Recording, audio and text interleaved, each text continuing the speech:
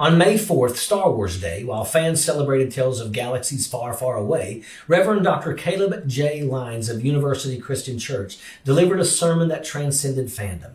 George Lucas, the creator of Star Wars, grew up Methodist, and pieces of Christianity found their way into Star Wars. The whole notion of the cosmic battle between good and evil, the fact that somebody could be lifted up to bring balance to the universe, and even pieces of liturgy like, "May the Fourth be with you," "May the Force be with you," "May the Lord be with you," "May the peace of Christ be with you."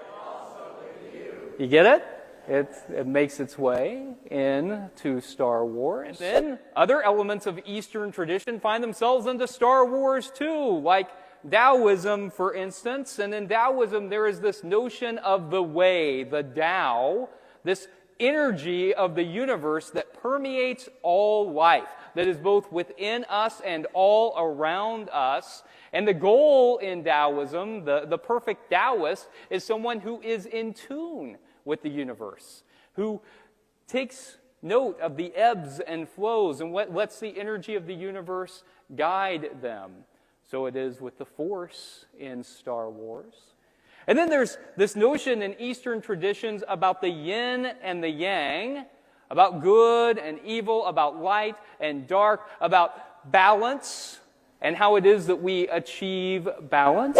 Lyons masterfully wove together history, scripture, and science fiction to illuminate how republics fall, not with explosions, but with silence, not by force, but by applause. He compared Julius Caesar, Donald Trump, and the Emperor Palpatine, showing how each capitalized on fear, manufactured enemies, and seduced their followers with promises of stability and revenge. In every era, the collapse of democracy begins the same way. Public vigilance fades, and personal ambition rises. The sermon emphasized that our future doesn't hinge on grand speeches or heroism, but on the quiet, daily choices made by individuals. Whether it's a Roman forum, a modern Congress, or a galactic council, republics survive or perish based on the moral spine of their people.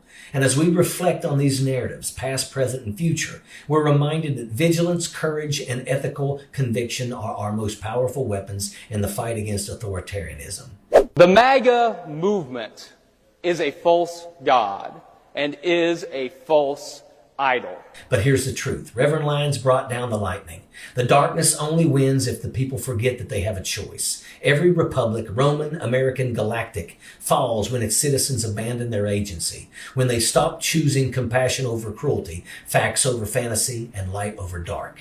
And right now, the rebellion is growing in church basements, in organizing circles, on street corners, and state house steps. Every day, people are standing up, not with blasters or banners, but with votes, with voices, with conviction. Because resistance isn't a slogan, it's a decision, a choice, one we make daily.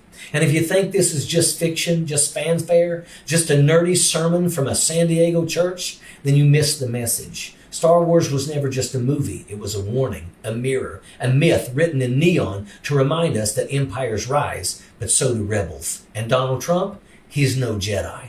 He's not the hero of the story. He is the cautionary tale.